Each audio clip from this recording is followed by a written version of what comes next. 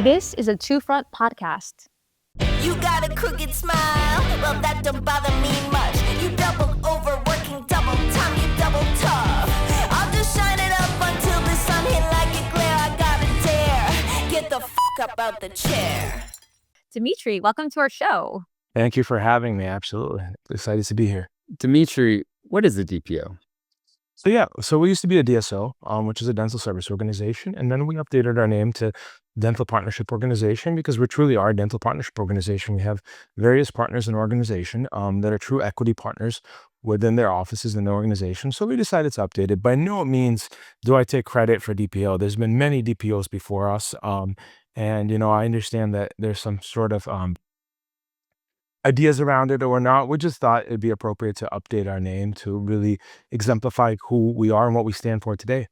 I think of a DPO as when there is a partial dentist owner. Is that a simple way of thinking about it? Like the traditional DSO model is we do everything and we only have associates, to where DPO is kind of like we have owners that have skin in the game. Would you agree with that? Absolutely. All owners have a real skin in the game. I would also take it a step further and say that they have the upside as well as the downside of performance. So if you look at it from alternatives where, doctors might have phantom equity or other components, our DPO model is true upside and true downside. So they participate just completely beside me, or alongside me, I should say. Which I think is the way it should be, is an actual partnership. So actually, before we get into your story, which I think is super fascinating, I'd love to just dive into this a little bit for our listeners, because I still am trying to figure out this whole DPO model. Kyle, I know your brother is part of like the biggest DPO in the country. So, I own a company that has, I give my non-dental employees equity in the company, and they all have 4-year vesting, and they get dilution every time we get funding. I'm curious, for your group, for your doctors, how does it work? How much, equity can they think about receiving? How do they participate in the downside? And is it vesting? How does that work? Yeah, so every owner in our particular company has been an associate at one point. So it's not something that people come from off the street and just say, "Hey, we like you." So it's not in that fashion. And we don't purchase into practices. So these are owners that we know, and more importantly, they know us. And we compare it very much to marriage. So we always tell everybody, before you get married to us, go through the dating process, get to know us, make sure that it's comfortable for you. So it's definitely a process. So it might be a little bit different than what the traditional method is.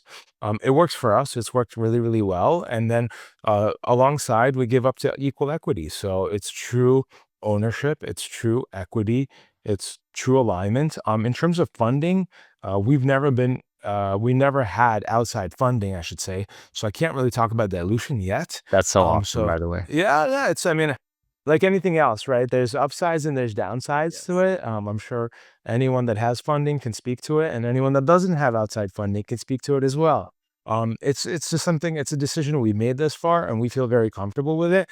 And decisions are made alongside our owners, right? So it's a very democratic. And I'm not talking about politics. I want to make sure we're very clear about that. But we are very democratic in our approach to make sure that everyone has a voice and that we are all going in the same direction. Because the worst thing we've seen that happens is when there's a contentious environment, or when you and your clinicians are not aligned on what you're trying to achieve. So thankfully, we've had minimal interaction with any sort of contention. Naturally, just like in any relationship or any marriage, as I like to say, you're going to have challenges. So we definitely are accustomed to challenges, and we definitely have them, but we welcome them. And I think that's a big difference between us and maybe some other companies, that we actually welcome challenges. We welcome ideas, innovation, pushback as well. I think that's how you get to the next level, is by being challenged and challenging as well.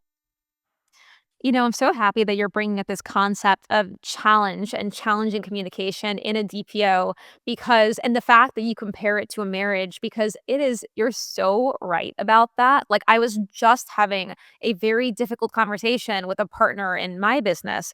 And to be able to have those difficult conversations, I think is like one of the hardest skill sets there is like navigating hard conversations with team members. And I think the only other time you have that is in a marriage. So I actually see it as a huge privilege for dentists to be able to exercise that skill because in your practice, it's a little bit different when you're the owner and everyone else, works for you. So I'd love to hear a little bit more about that in terms of an example of like, let's say that they're not performing, they're not getting as much in the business because you guys had a down year. Can you walk us through for all the dentists who are listening who don't really understand how a DPO works, what Mm. that looks like? Absolutely. And unfortunately, we've had down years and that happens. And so, first of all, I want to point out that every office that's owned by a doctor owner has their own P&L, right? So just like any private practice, and down years happen, life happens to everybody, right? I like to tell my doctors, life doesn't happen to you, life happens for you. So you kind of have to figure out what we did incorrectly and what we do with it. So forget about profit sharing. Sometimes there's a portion where you have to put back in the business. And that's a difficult conversation to have, but it doesn't happen overnight, right? Dentistry does not happen right away. So the way I explain it is we've had opportunity to fix it. I play my part, doctors play their part. We do the best we can. And sometimes it just doesn't align. Sometimes, the market is very saturated. There's external challenges post-COVID. I mean, I can speak to uh, East Coast dynamics. The labor is incredibly high right now. So naturally, with labor being high, insurance companies are, and I think this is universal, are not really reimbursing enough to keep the lights on. And so there's definitely real challenges that happen, and you have to face them from both a clinical and business side. And a part of that is understanding that you're not always going to be able to win from external and sometimes internal challenges. Like the labor force, it's a limited amount of hygienists right now. Again, I can only speak to the East Coast, so it might be different in other parts of the country. So I don't want to make it universal, but I can It's the tell you same. from it's the same, right? I can tell you on the So West Coast, it's the same. right. So it's the same thing in the West Coast. So I think maybe Midwest might be a little bit different in that regard, Right. but West Coast, East Coast, naturally it's a competitive environment, and it's unusual, right? So we're very used to, as a consumer, that if inflation happens, which it is happening, right? We pay more for things. Like your coffee costs more than it did a year ago. Why? Because the cost of coffee and milk went up. So Starbucks says, oh, well, we need to push that down to the consumer. In dentistry, and this is not Dentistry 101. So for everyone listening, I'm sure that you're experiencing this. So I'm not here to educate anyone on the facts. It is a fact though.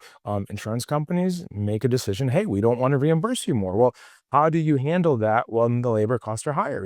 Amazon's hiring, Starbucks is hiring, other people are hiring. So when you need that auxiliary staff, and the cost of that goes up and insurance does not move along with it. And we're in a very heavy insurance environment. Massachusetts is very, very insurance heavy. So we're kind of in a pickle. So when we're in a pickle, anyone that's with us is in the same pickle. And we're doing the best we can under the circumstances to provide more services, look to go out of network and things of that nature. But it's easier said than done. So I will kind of finish on the note that don't believe everything you read. I think social media and other channels tell you things are great, everything's wonderful.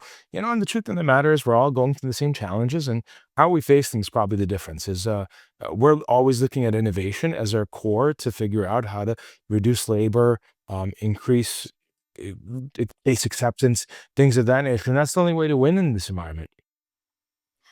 Dimitri, I think that's something that's you're talking about innovation and how you leverage innovation to really bring growth to your group. I know we skipped ahead a little bit. I think something that's super interesting, and I think you're the first guest that we've had on that owns a group that is not a dentist. I think something that's really interesting is that you are a serial entrepreneur. You started lots of different kinds of businesses, and you landed in dentistry. So tell us a little bit about that journey and how you landed in this industry. Complete accident. I was 26 years old, um, left adult daycares. We sold that. I was a minority owner. It wasn't my choice. It just happened to be. And that's kind of probably why I'm still debt-based company because of my experience in the past. And once again, my experience should not be reflective of anyone else's experience. It's just I'm sharing my own experience. So after I got through adult daycares, I have a friend who still very much practices dentistry, and he said, "Hey, you might like this dental thing." And I thought he was ludicrous. I was like, "Who wants to go to the dentist, let alone participate in a dental company?" And I was being very upfront about that. Just I didn't grow up in a family of dentists or anything, so I was far away and remote from any dental activity whatsoever, with the exception of getting dentistry done on me, which I had a lot of done as a child. So definitely was not looking forward to being in or around a dental office. Um, but at that point, I had an opportunity. He thought it would be a good idea. I trusted him, and he was right. And so I started with one office, and we kind of went from there. He decided to kind of stay local, slow down a little bit. He is a little bit older than me, and he did sell to a large, I think they call it DSO. So he did sell after many, many years, ironically. How many And I just practices was that? how many practice did he sell? I think he was up to 3 or 4. I'm Okay. not sure exactly. So after first, we kinda kept going, and then we stayed friends, socially, but, professionally, we disaligned, and that's because he wanted to kind of go at a slower pace than I wanted to go, which I respect wholeheartedly. We're still friendly.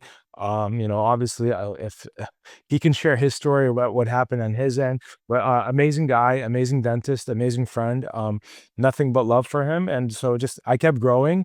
I was excited. He was excited to not grow as much, and so he went a different route, which he built his business, and then he sold it to a very prominent DSO in the Northeast.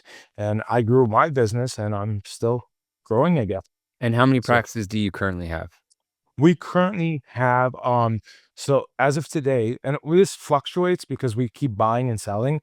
So in this environment, it's a little difficult, but I think by the end of the year, we should be around 17 to 20 is the number. So we're in a few deals, so I can't give you a specific number Yeah. today just because It's so funny that hopefully that things answer happen the way they're supposed to. But our objective right now is 17 to 20 at the year end, that depending on answer how is the things come together. same answer you get from any group that you ask. You ask, "How many practices do you have?" "Well, we have 50, but by the end of the year, we'll be 70." "Oh, we have 17, but in Yeah. the next 3 months, we'll be 19." "Oh, we have 600, but in the next 6 months, we'll be this." Yeah. Like, So the no difference. one can ever just tell you how many they have at that time. It's always the same answer. It's so fun. Because it's a fluctuating thing. It's like a Yeah. stock market. You got to look at what's going on, and you have to be proactive. If you're reactive, you're late to the game. So Well, it telling you just what's shows happening, the growth that's happening in this industry.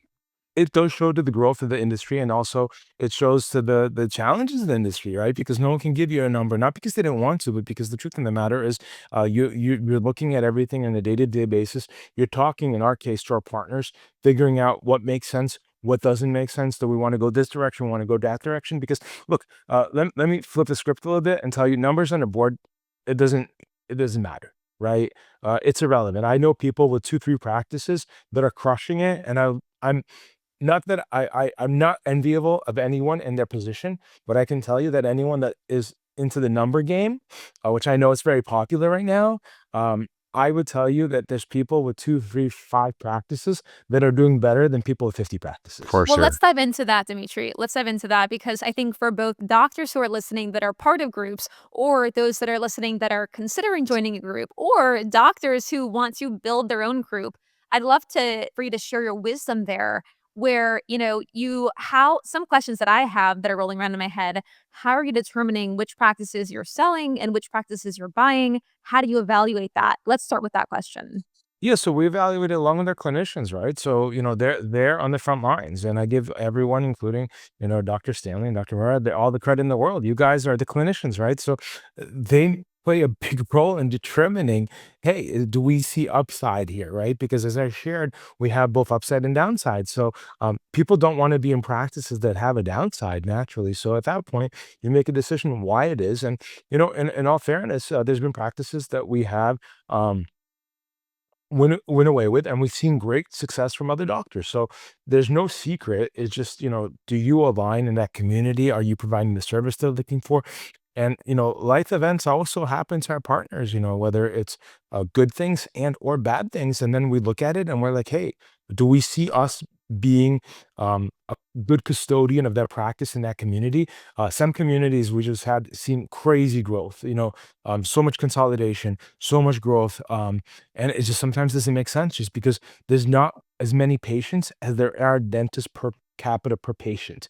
So sometimes you just have to kind of figure, hey, the growth of that office is becoming increasingly slower compared to where that partner can be in a different location, different area. So we have to play to that as well. So it's not that when we get, or when we sell offices, I should say, a lot of times our partners are still with us. We're just looking for other opportunities for them that may be better aligned with their skill set or their interest or where they want to live. So there's just it's a slew of things, and a lot of times it's external. So it's not things that are happening to us; it's just happening around us, and we make a decision. Hey, under our circumstances, under our model, it might just not make sense to stay here, and we can better utilize that partner, that time, that resource somewhere else. And you're doing de novo practices?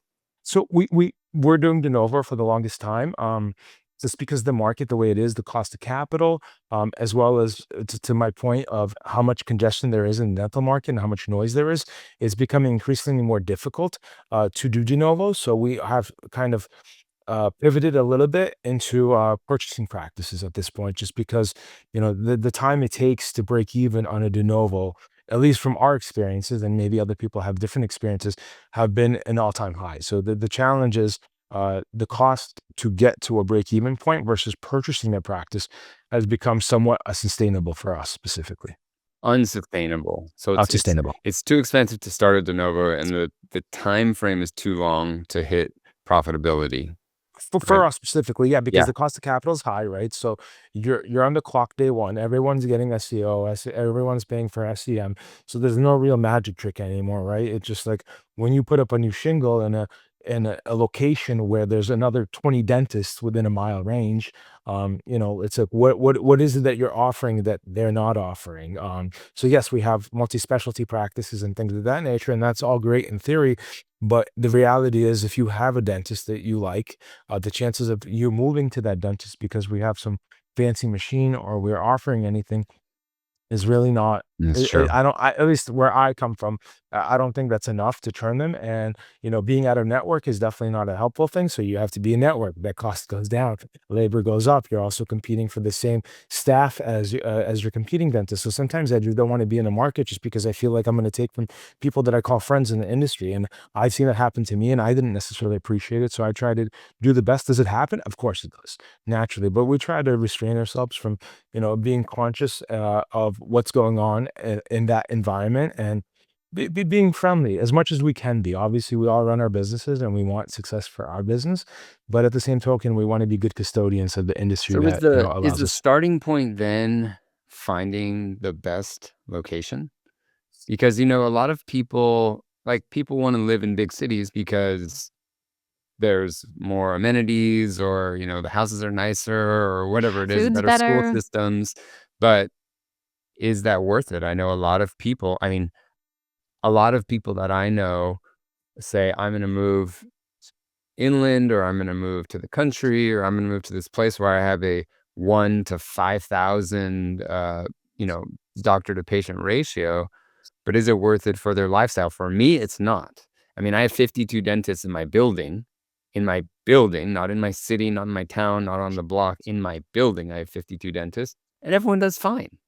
But that's because we're in LA, where there's 14 million people, right? There's enough people to go around. Is it competitive? Yes, but everybody does okay. So I'd love to hear your thoughts on that.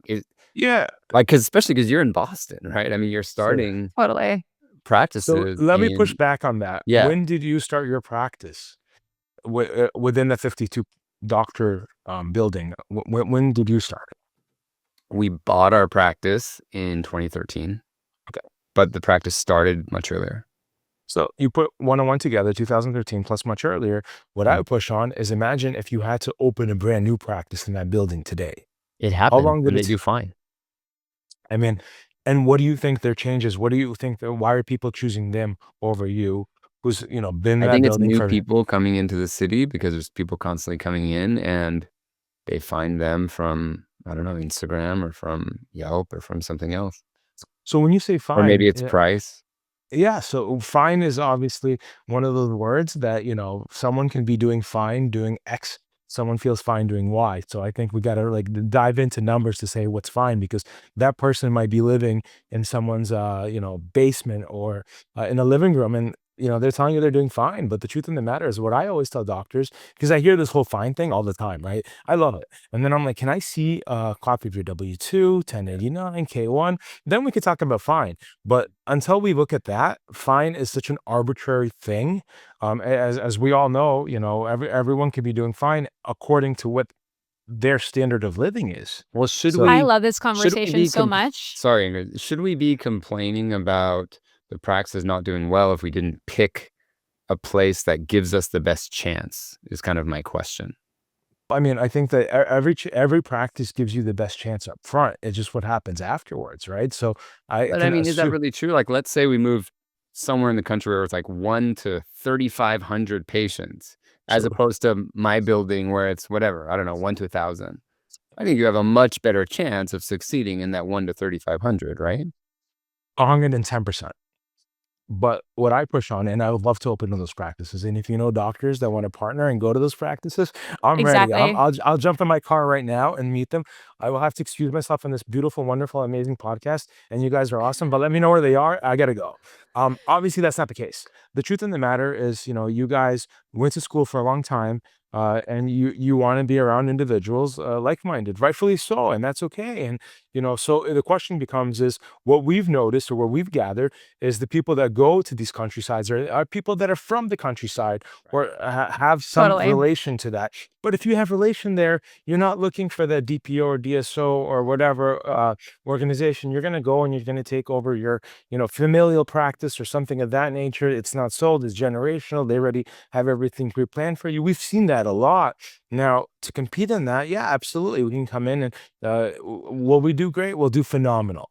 The challenge is that most people that we meet want to stay in the cities. Very congested, very competitive cities. And again, maybe their version of fine is different than the person that came into your building who's doing fine. Maybe that's my challenge. Maybe I'm finding individuals that are very interested in doing fine plus plus. Well, And Dimitri, I'm I I'm love into this what you're saying conversation. because I would rather live where I want to live and make less money. Yeah, and I think That's most how I people am. would too. Mhm. I'm not a clinician, so I mean, I welcome and I appreciate everybody's want, right? So, and that's I think what makes a DPO a little bit different. And this is maybe why I haven't taken outside capital. To your point, right? Someone says to me, "Hey, Dimitri, I want to be in a location," and I say, "Doctor, we're going to open here, we're going to do great here, we're going to purchase here, but we understand that the competition is just ruthless, and you're going to do fine."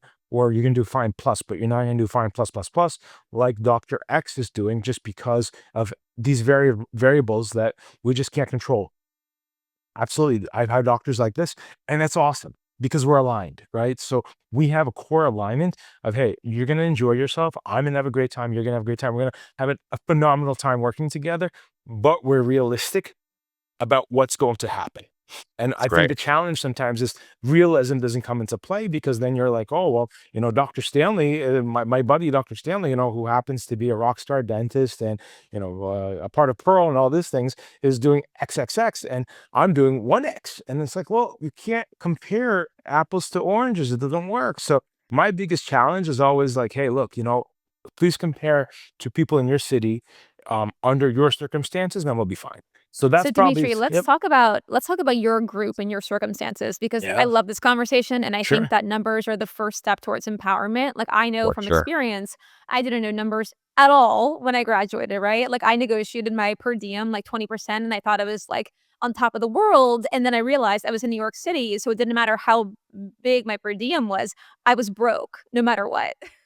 So you're in and around Boston, which is as expensive, I think, as New York City. Talk to us about your group and if you're open to it, what you think doctors should make to be to be fine and what that looks like for them. I tell doctors all the time, if you sacrifice, I think that the key word is sacrifice. It's what you're willing to sacrifice. It's not what you're willing to make, it's what you're willing to sacrifice. I'll give you an example. Orthodontists tend to make more than general dentists. Ingrid, would you agree with that? Yeah.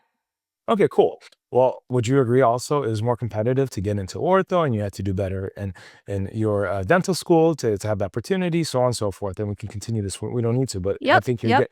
So, but you had to sacrifice, I'm assuming, to get it to ortho school. Then you also gave time to ortho and all that fun stuff. Opportunity cost, we call it. Yeah.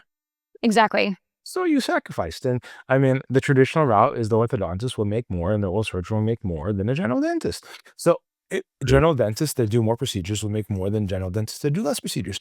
General dentists that work more and harder will make more than general dentists that work less. So it's really just about like what is your um what's your inner core? What do you want to do, and how much is it worth to you, right? Whether materially or otherwise. Because in the end of the day, yes, I mean, there's Dr. Appa as an example, right? Doing veneers all day long, and I hear, oh well, look what Dr. Appa does, and I'm like, well, look what he does. Like, look how much time he invests in everything that he has to do to become where he is, and I just use him because that's kind of the gold standard at this point. So And I think and there's this a is lot not. of people that don't want his life too.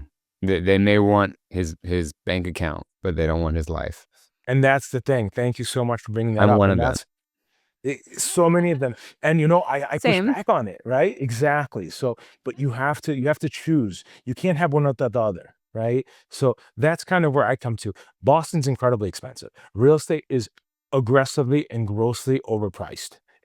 So you have to understand, hey, if you want to live in a house in a very expensive suburb, you're gonna have to either be willing to rent, right? Or be willing to want that lifestyle bad enough to make sure that the bank account has enough to subsidize what you're looking for.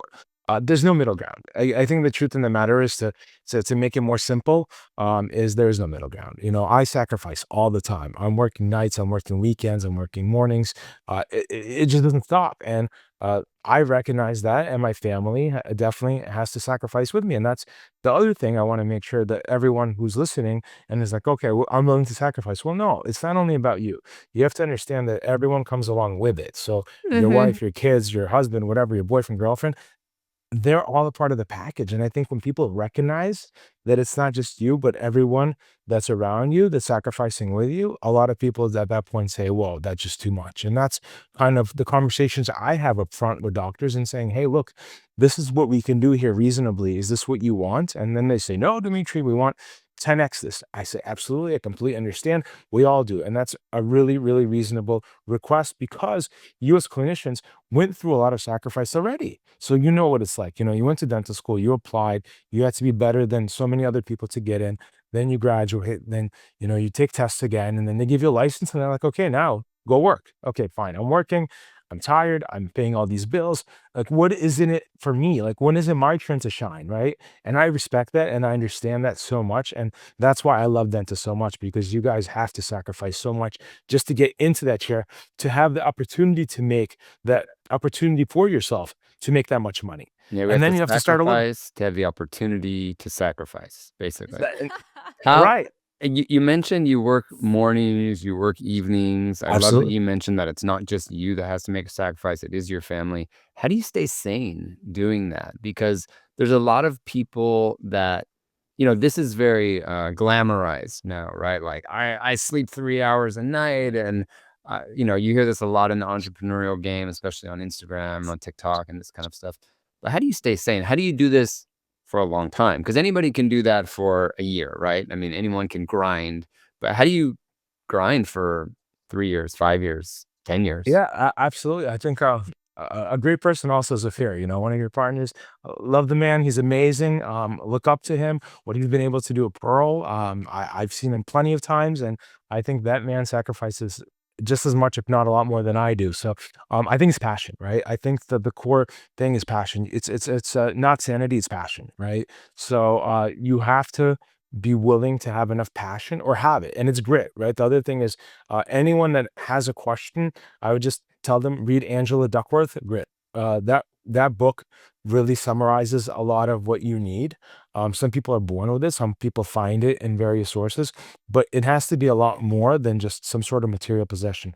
No matter what watch, no matter what car, no matter what house you have, it's not worth it. I'll tell you up front, if you're going for a material possession, you're losing already. For me, I started with nothing. When I mean I started with nothing, I came from Ukraine with a single mother, the traditional immigrant sob story. So for me, I'm winning every day.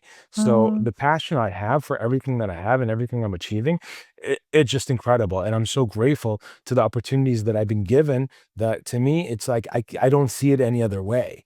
Other people may not have that, and that's okay. Some people may have, just be very happy working 4 days a week. And I commend those people. I think it's wonderful to have a work-life balance. I choose not to, but I want to underline the word choose, right? And so some people, when they stop choosing and they're forced to, that's when problems start. So you have to make it very clear that it's a choice you make, not that you're forced to. So the biggest thing I can tell to anyone listening is, if you're a dentist that's making a choice to do it, kudos for you. If you have the passion, phenomenal. If you put yourself in a position, in a predicament that you're trying to keep up with the Joneses and buying too much and doing too much, and that's why you're doing it, I would say sell the house, sell the cars, get rid of all this stuff. It's not worth it. Dmitry, I think that's such good advice, and I can also back that up myself. I was, same story as Kyle, as everyone listening, right? Work our ass off forever, graduate, move to New York, practicing as an orthodontist, making great money, and suddenly I'm getting myself all the things I wanted. All these rings on my fingers, We all the deserve things, it. right? We think Shopping, like I I deserve deserve it. it. Right. And then it's just like that moment of like you put it on and you're like, now what? And you realize it doesn't make you as happy as you think that you wanted it. So I'm totally with you. It's not about the thing that you think that you want. You have to have the passion. And I guess what I'm curious about is like, how do you define that? Like, I love that you're saying, one, it's a choice, and two, it's a passion. Passion for what? You know what? I don't know. And that's a great question. And I think the second I'll know, I'll stop. And Is it I hope that. achievement? No, I don't think so. No, I think it's a lifestyle choice, right? So we all make lifestyle choices. And I think that, like, okay, as an example, let's pick on Madonna or the Rolling Stones or things like that. Like, they've achieved everything. They're still on tour. Like, the Rolling Stones just came to Foxborough, I think, like last year. They're in And their they're in their 70s. 80s, I think, right? 80s, sorry, 80s. Is it achievement? I don't know. Something drives them, that it's internal. I think it's an internal thing that you have to find inside of you. And when you find it and then you know the answer, I think then you stop at that point, right? It's kind of like the Forrest Gump. If you've ever seen the Forrest Gump movie, and Tom Hanks is running, running, running, running. I love the scene. And he's just running. And then he was like, okay, Stop. I'm done. Yeah. And that's how I see passion. I know one day I'm just gonna be like running, okay, I'm good. And that's, when that happens, it's gonna happen, and I recognize it will happen at some point in my life. Hopefully it doesn't, but I'm ready for that to happen when it happens, and I welcome it. I love that answer. So I'm curious, for our dentists who are listening, who are considering joining a group like Progressive Dental Management, how should they be thinking about the fact that a group has outside funding or doesn't? You guys clearly don't have outside funding, so how does it affect the dentist lifestyle or their growth when it comes to joining your group? Yeah, I mean, it's a choice we make, right? So, I can only speak for groups that are not outside funded. I can't speak for those groups. I think there's a lot of phenomenal groups that can speak very, very well around it. And both of you being entrepreneurial, right, and have both of you have outside funding. I should be asking you both that question, what it's like. I don't know. So from that perspective, look, I think that there's definitely more probably autonomy when you're not outside funded, but there's also a lack of growth, right? So you make difficult decisions. Like, I think that when you have outside funding, you're not going to hear me talk about the fine, and me and Dr. Stanley aren't going to have this argument on what's fine versus fine plus plus, because it just grow, grow, grow, grow, grow. I'm not opposed to it. I think there's great attributes to that. We just haven't been at that stage, or I haven't been that stage in my career for various reasons. Some personal, some professional. I think that it's really a choice you make as an individual of what you want to accomplish, and where do you see yourself better being best at what you're doing. And I would just say, irrelevant of whether outside or inside funded. I know it's sexy. I know we all love talking about it, but the truth of the matter, you got to love the group you're in, because that's where you're at. And if you're feeling like they're giving you the love and the support and guidance, and if you're feeling like you're going to win with them, go to the group you feel most likely to win with. I don't think outside, inside, other side funding has anything to do with it. I think that that's a great story to tell people.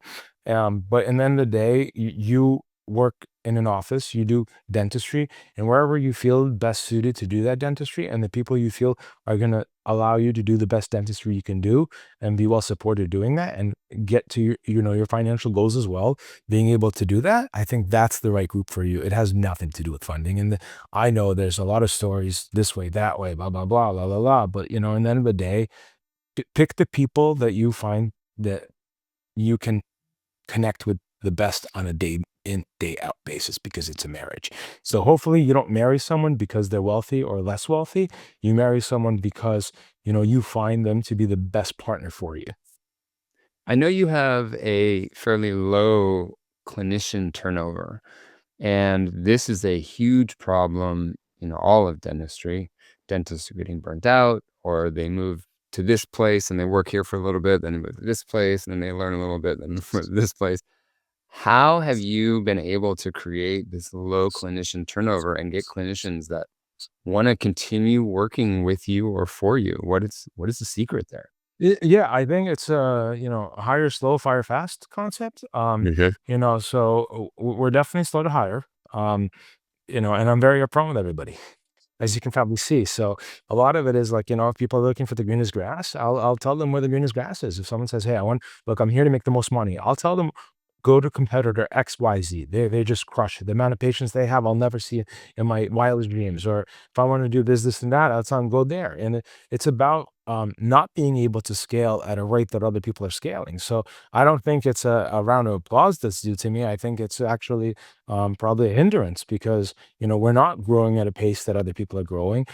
We're not winning, maybe quote unquote winning, whatever that means to whoever's listening, at a pace that other people are winning. We just decide to have like-minded individuals. And a part of that is being very, very, super upfront about what we can offer, and more importantly, what we can't offer. So there's certain things we do not negotiate. And I've seen people that get really frustrated and say, look, we love everything about you except the way you compensate, or the way, you do this, or the materials you do here, or or the hours we work. It's fine. And we respect it and we understand it. And we wish everyone well. Are there people that just look for the greenest grass? Absolutely. And we have those people come to our practices as well. And I just try to tell people up front, look, we are not the best. We used to be called perfect dental management, and then we changed it to progressive dental management on purpose. Because, when we Yeah, were perfect, they're like, oh. I'm like, no, we're not perfect. We're trying to progress. And that kind of speaks to who we are as an organization. We try to be progressive. We try to kind of push the envelope in terms of what we can do versus our competitors. But at the end of the day, look, every dental office, I start every conversation with a new dentist. We all have chairs. We all have handpieces. So my chair is not any better and any worse than anyone else's chair, and I promise you my handpiece works just like their handpiece. So now that we got that out of the way, let's figure out why you want to be here with us and why we want to be here with you. And I think having those conversations does make a difference. And I think a lot of people do not have those conversations because they're busy getting doctors to try to be in the chair. And I just tell them, my chairs are not any better. I promise you. I actually show it by physically, and I'm not being sarcastic. I literally go through this exercise with everybody, any doctor. I'm like, look, here's my chair, here's my handpiece. Now what? So I we get love that that. out of the way, and then we can get into deeper conversations about reality. Well, you're being so upfront, and this is something that I harp on with dentists talking to patients, is being so upfront about everything.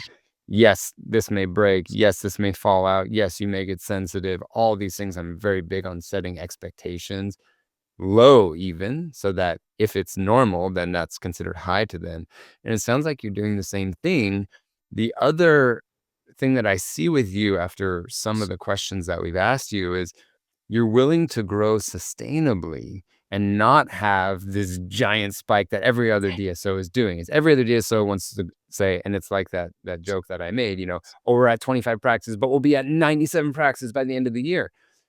No, that's not what you guys are doing. Is you're willing to grow sustainably. And this goes back to all the other things we talked about with not taking on outside capital, hiring slowly, right? And so I think that you will be the tortoise and the hare, right? You will be the tortoise that is the one that finishes the race first, even though it may take you longer to get there, and it may look like you're suffering along the way. And I love that. That goes exactly with the philosophy that I always talk about in a dental office.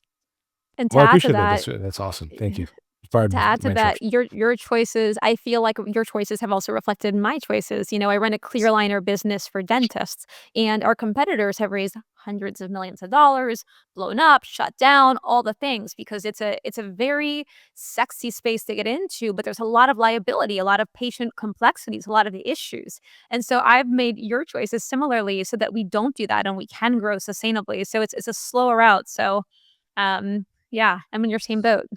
I will tell you, what you both are doing is incredibly exciting, and I don't want to minimize, what outside capital is able to provide, as both of being a part of Pearl and Two Front. So there's a lot of value add. I'm on the board of advisors at Newton AI, which is a venture-backed company. They went through Y Combinator, so I'm learning firsthand of like the upsides to it as well. So I think there's a really cool aspect to it, just done properly and correctly. I also think timing is a big part of it. I think that some people or some companies did it really right, and I'm proud to call them people I know in the industry and friends of mine, and they did it really right with outside capital. Others haven't been as successful, so it's a choice we make, right? Ingrid, as you pointed out, it's sexy, the business is great, people they raise a lot of money, then they lose a lot of money, and I just that's not big thing, big, very big thing. Is I get really kind of a little bit emotional talking about this because I think a lot of people miss the reason we're in dentistry, right? It's for the dentists. We support dentists so dentists can support patients, right? And I think sometimes, and I'm not picking on anyone specific, I think sometimes it's forgotten, right? That, maybe we're not dentists, but our core job is to support dentists and understanding that, hey, look, if we make a wrong decision as an organization, it will affect the dentists that we support and their livelihoods. You both being clinicians, I can't imagine you ever be willing to take an extra dollar to potentially sacrifice clinical quality. Is that a fair assessment? Right? It's just not possible. I hope it's Not not possible. possible. Right. Same thing on our end, right? We have to recognize and realize as an industry that we take care of our doctors, so their doctors can take care of patients, and they are the reason we're here. And first of all, show gratitude, right? So there's a lot of love and gratitude towards it, and I respect and genuinely have an admiration for each and every one of the doctors that I have the privilege of either partnering and or working with, because without them we wouldn't be here. And I think that's kind of lost upon or sometimes forgotten because it's so exciting right now. But that's probably why I'm the tortoise versus the hare, because I recognize that, hey, if I'm going to take that outside capital, am I prepared to do what's necessary to get to that next level? And frankly, at this point, I don't think we're good enough to get there. I think we're really, really good. I think we're actually phenomenal. But if I'm going to do that, I want to be the best of the best. And when we're the best of the best, we will absolutely take the outside capital. And, Pearl, Two Front, you guys are phenomenal. And that's why probably you guys were so willing to take that outside capital, because you believe in it that much. And probably sooner than later, we believe in what we're doing probably enough that at some point we will be in the process of taking outside capital. Absolutely. Dmitry, tell me about that AI company that you're part of. Absolutely. Yeah, super exciting. Super exciting. I'm part of two AI companies. One is Newton, voice over IP AI. So the coolest thing about Newton is the fact that most of these AIs companies, they call in, which is really cool. Everybody does the same thing. And I was like, another AI company. I wasn't really a big fan of it until I saw it myself, and I was like, this is the way I call it is most things are evolutionary. It's very few times in your life will you see something revolutionary.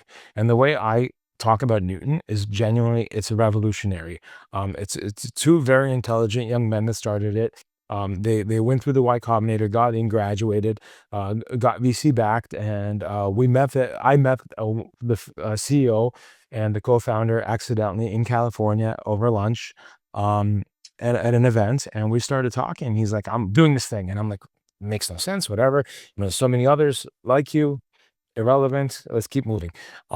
Kept in touch, and so as I was helping him, he's like, I can do whatever. My co-founder is a Microsoft engineer, and I'm like, whatever. I don't know what that means. It's cool. Sounds good.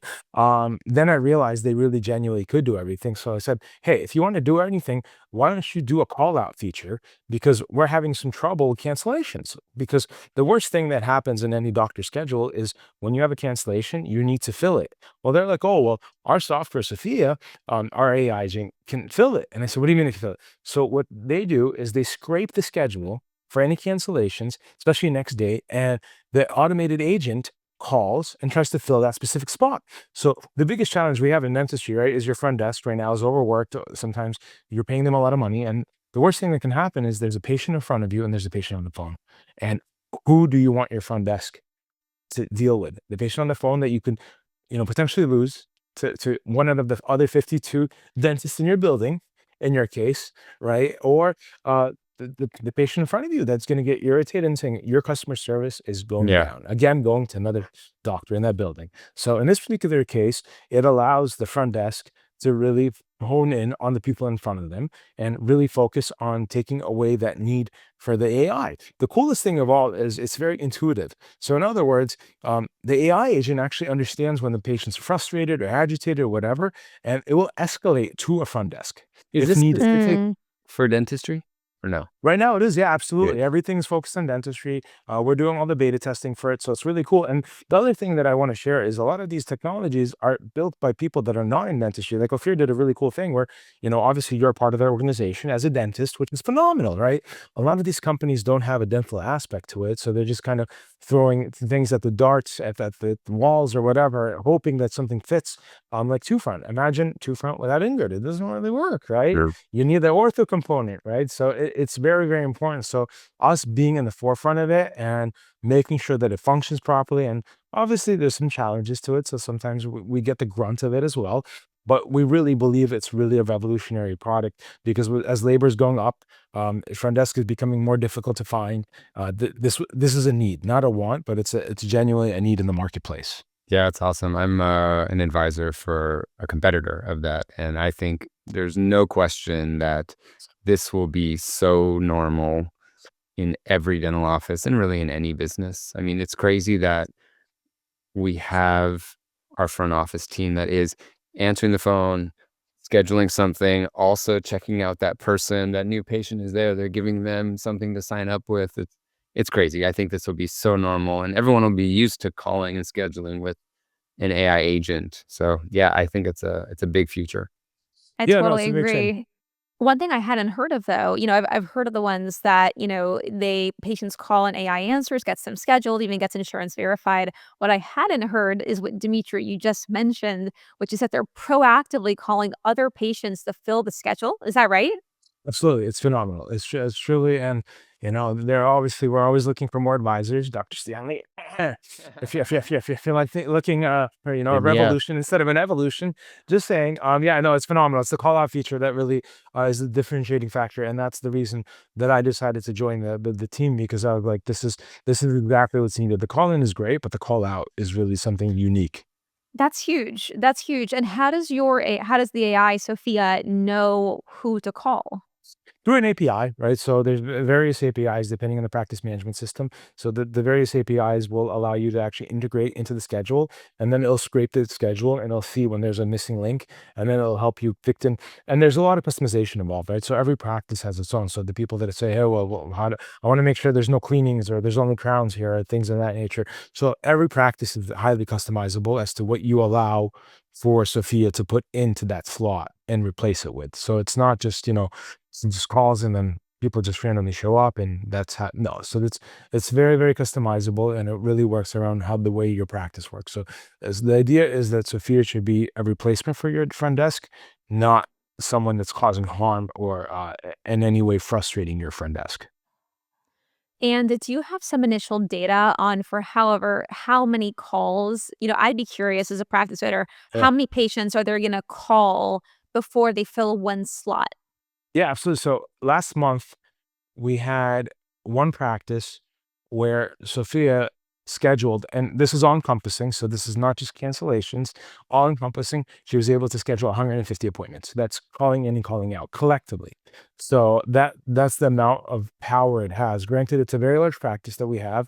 So there's a lot of patients coming in, but just put that in perspective, the cost of 150 patients to get them in the door for whatever reason, calling in, calling out. And a lot of times what we notice is also weekends and nights and mornings. We never were big fans of answering services, particularly. So, never really worked well with us, just because, answering services, they pick up and then they don't necessarily know how each practice functions. And right, so we all have the same challenges. Sophia knows how we function, right? So the only thing it won't do is it won't escalate because there's no one to escalate to, but at the same token, it'll take down the data and it'll pass it on. So when patients call at nights, weekends, whatever, the other thing about answering service, very expensive. So it's able to cut down the cost dramatically because, and what you're doing is making a variable cost into a fixed cost, which I think is so important in this new environment that we're in dentistry, where everything is just incredibly expensive. And one thing is that, we can't really save costs anywhere, especially when it comes to labor. So the fact that, Newton is able to save you costs when it comes to labor, to me, is a game changer. Obviously, Dr. Stanley is an advisor to another company, so I'm sure there's a lot of value to the other company. So I don't want to discredit or take away from what they're doing or what he's providing services for. But I'm incredibly passionate, again, passion, for Newton and what it's able to provide, because it's not only about me and it's not only about the win. I think that, and there's been a lot of people that say this, and I really believe this.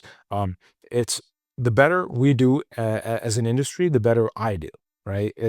We need the industry to do well. We need the industry to succeed. It's not me against everybody else. It's everybody in the industry against everybody. And as long as we have that approach and really believe that, then I think there's going to be a lot of winners, because I think what changed over time is that it used to be everyone together against something bigger, and then it became everyone against each other. And that's where I would like to see the industry come back to, is everyone coming together in unison, trying to solve real problems. I think that we've seen it happen in other software and hardware areas. And if we can continue happening, the biggest thing is we need wins, right? So if there's 10 competitors that are all winning and they're trying to help the industry, I think it's a great win. My challenge is always when people or when companies come into the industry for a quick win. If it doesn't work, then they walk out, and then everyone is kind of collateral damage to that. That's my biggest challenge. It really feels like a no-brainer. So how do you have, like, for our listeners, an analysis of how much people would be paying for a front desk versus Sophia?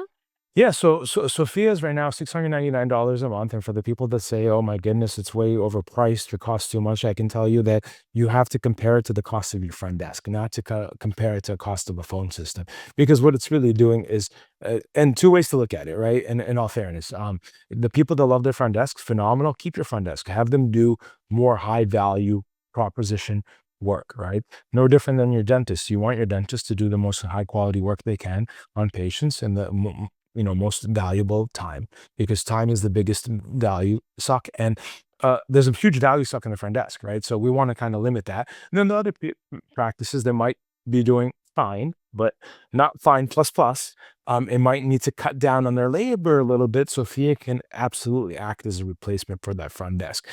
Am I saying it should? Absolutely not. That's something that you make that decision, what it does for you. I would say demo it, check us out, see what you think about it. And based on that, you can make a decision if that's right for you or not. But I would say that join Newton, and joinnewton.com I have to do it. Joinnewton.com is the website. And, we're not the only ones, but I would suggest to anyone listening that if Newton is not the right play, check it out. AI is the future, as Dr. Stanley pointed out, and make a decision, make a good decision. Check us out, check out with whoever Dr. Stanley is advising. I think as long as you make a decision for the future, because I've heard people still using AT&T as their phone systems. And that's one thing I do not recommend. Do not use AT&T or Verizon as your phone system. There's plenty of alternatives that are great, whether it's Newton or something else. Please do us all a favor on this calling. Either if you want to join the revolution, join the revolution. We welcome you. At least become a part of the evolution. That's right. Dmitry, so you've had a long entrepreneurial journey. What sacrifice was most worthwhile on your entrepreneurial journey? I think that, I don't know if it's worthwhile, but I think that it's really, I missed out a lot in life, a lot. I had given up a lot. So is it worthwhile? It's kind of like beauty's in the eye of the beholder. So I think that anyone that's really given up a lot and missed a lot of events, whether it was birthdays, it's the last several birthdays I've been traveling for business, so my kids don't see me on my birthday. My daughter's birthday, I was in Florida for another convention, so I missed my daughter's birthday. So it's a lot of life events that go by, that you have to make a decision. And if you're in the game, you can't stop the game. There's no pause on it. It's not a video game. So I would say that it's just making that decision every day to continue to play and recognizing, going back to what I said, is that the biggest sacrifice I think that's worthwhile is missing a lot of milestones for my children. And I know it's kind of crazy because saying that it's worthwhile, but I think that, them having the opportunity to see where I came from and what I'm able to achieve, um, hopefully gives them some sort of light as to what they want to do and frankly what they're able to do in this world. Because I, in the end, I'll only know what sacrifice was most worthwhile when it's the end. So I won't be able to answer that question for many, many, many more years Yeah, to let's come. hope. So yeah, so at this point, I think every sacrifice I made is worthwhile because every sacrifice I made got me to where I am exactly at this moment in time, and I can't be more grateful for being here. And it betters the life of your children by increasing the opportunities. I don't have kids yet, but I was just reading something that one of my girlfriends sent me where there's these new schools now that are just completely against like their Rockefeller system of schooling. And it's teaching like kids, like young kids about like venture capital and like power dynamics and leadership and management and all these different things. And I'm like, I mean, that's what people need to learn, but these schools are more expensive. And so, I guess the way that I'm kind of thinking about it is like if you can create more opportunities for your children, yes, you're sacrificing some short-term events, but you're going to give them better chances in life by giving them those opportunities. Agreed. I think it's all about earning. I don't think I am personally I come from the school of thought of nothing is given, everything is earned. So they're earning these opportunities. They're working really hard. At least I can speak for my kids. And granted, I have a bias. I know. So everyone's like, oh, of course you can. I hope everyone has a bias to your kids. And if you don't have a bias to your kids, give me a call and we could discuss this Something's offline. But wrong. you should have a bias to your kids. Um, I think the opportunities are earned, right? I have clear expectations of my children when it comes to two things. When it comes to school, and when it comes to sports. I think those are two fundamental things that really build a strong adult. Again, this is my thoughts. I'm not here to sell anything. I'm not here. So I really, when it comes to it, they earn a lot of things, but they get those things through earning them. So whether it's school, whether it's sports, and you're right, the education is a very big part of it. And obviously, it's an interesting dynamic, similar to dentistry. Going back to dentistry, Ingrid, you being an orthodontist, right? Becoming an orthodontist open up opportunities, but how do you become an orthodontist? Because there is an opportunity cost. There's time that you had to devote to becoming an orthodontist that some general dentists could not afford for various reasons. Maybe they have the skill set. So absolutely. I think that anyone given the opportunity should take it and do as much as you can and go as far as you can in life until and unless you can't. And sacrifice is a healthy thing. And I think every sacrifice should be worth it. When sacrifices are no longer worth it, you should relook at what you're doing, why you're doing it, and figure out how to do it differently so sacrifices are worth it. Mm. Dimitri, I want to circle back to what you and Kyle were discussing with the AI because I wanted to share, I wish Christian was on for this conversation. Unfortunately, he couldn't make it, but the way that I see bringing AI to your practice is making a more hospitable environment. I like to compare it to like what are the most hospitable environments that we experience, and for me, it's solid core. Like I don't know, I know in Boston there's solid core, in LA there's a bunch of solid cores. If you don't know, it's this incredible workout studio and it's the reason that it's so great, one is the quality is so great of the actual workout, but it's incredibly hospitable. They make you feel really special when you walk in, they know your name. There's no one answering the phone. And if you call, it is AI. And I think it's a tool for hospitality that can really increase how you make your patients feel, which is obviously half the battle. One is the quality of your dentistry, then the other half is how do you make your patients feel? How safe do you make them feel? So I just wanted to share that perspective because I'm always looking at like how do we make our patients feel more special, feel better, feel more safe, and I think it's a great tool to make them feel that way. Appreciate that. And you hit a key word. Christian is a buddy of mine. I got to spend a lot of time with him. It's unfortunate, or maybe fortunate, that he's not on, because he knows me personally. So I don't know what he would say or not say. So maybe it was out of his kindness that he chose not to join today. I know he's a very busy man, and his CEO Brendan is a special man. He's a really, really talented man. So anyone looking at DSD, I think that Brendan sometimes he gets a lot of credit internally, but externally, obviously, Christian Krochman is a profound name in dentistry. But Brendan McDonald, I mean, that guy, just I gotta give him some shout outs and some props, because anyone that knows DSD, and Ingrid, I know you know Brendan, so you know what I'm talking about. He's a phenomenal person, and I always want him to get a bunch of credit. I know he's going to be a little annoyed with me because I shouted him out, but Brendan, anyone that's listening, and the DSD family, such a great product, by the way.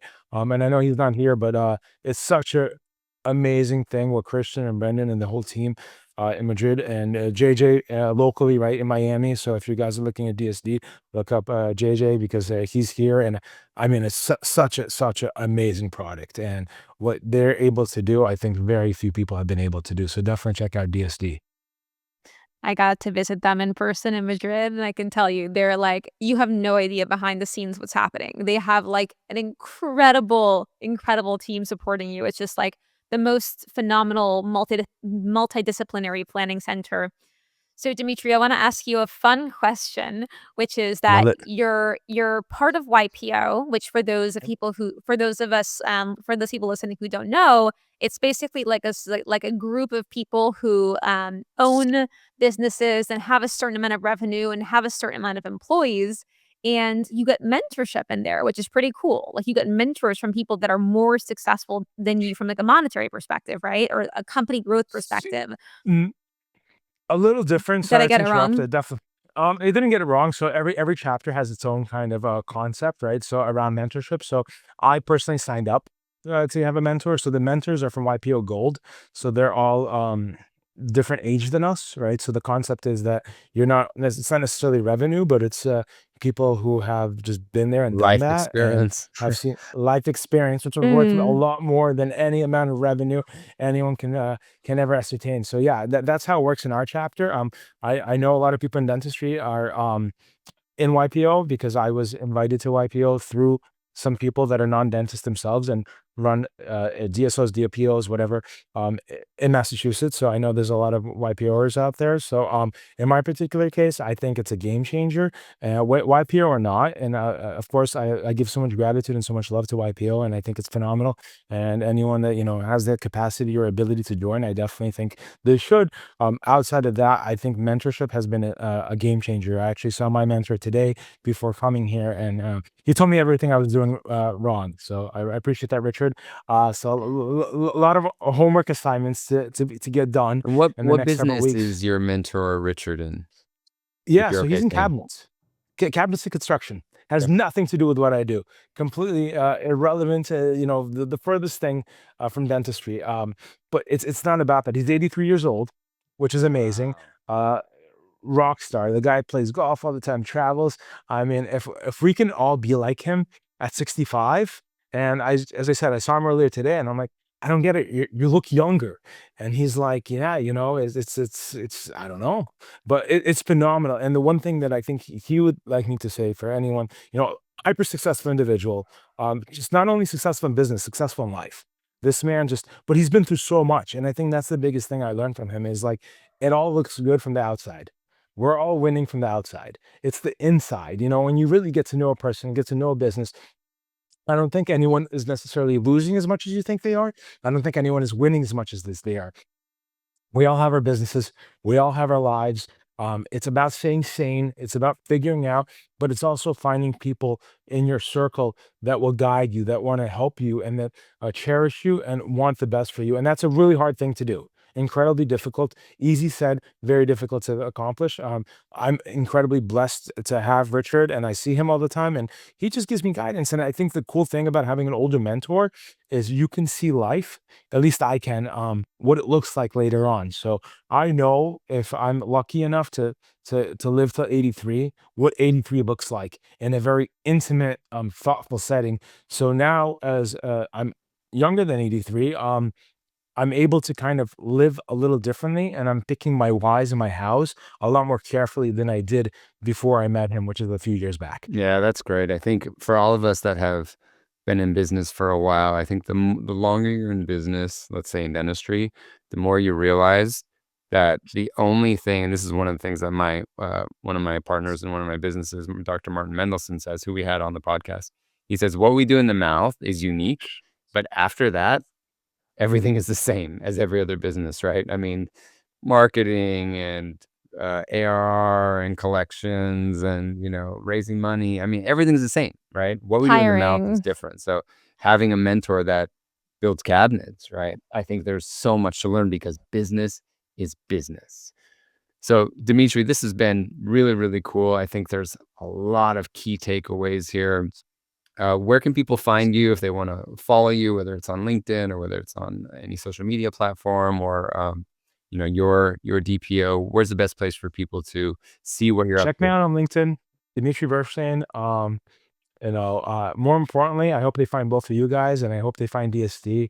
It's been a true pleasure to be on. We are in the process of using Two Front, as well as Pearl, Amazing. DSD. I love That's DSD, and cool. I'm just Yeah. saying because honestly, I just think what you guys are doing incredible, and I give you guys so much credit for what you've been able to accomplish, and I appreciate all the kind words that you threw my way. But I think a lot of times we forget about the host and what got you to where you are, and hopefully one day when Christian's on, I can flip the script and maybe interview the three of you. Let's do it. Let's do it. Dmitry, this has I would been love so to. fun. Thank you so much. Pleasure was all mine. Thank you guys. Really appreciate it. All the best.